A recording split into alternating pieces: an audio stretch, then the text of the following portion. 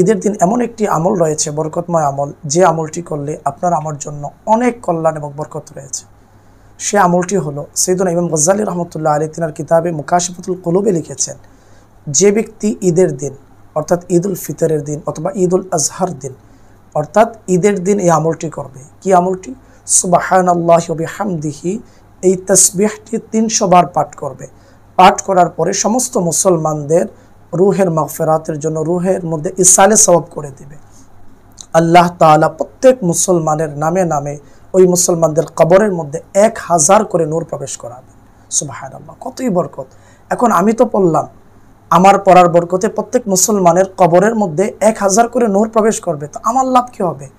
হ্যাঁ, আমারও লাভ রয়েছে। আমি যখন মৃত্যুবরণ করব, আমি মৃত্যুবরণ করার পরে আমি যে দুনিয়ার মধ্যে তাসবিহ পাঠ করেছি, এর বরকতে আল্লাহ তাআলা আমার কবরের মধ্যেও 1000 নূর প্রবেশ করাবেন। সুবহানাল্লাহ, কতই না বরকতময় আমল, ছোট্ট একটি আমল, কোনো কষ্ট হবে না। সুবহানাল্লাহি ওয়া বিহামদিহি, সুবহানাল্লাহি ওয়া বিহামদিহি।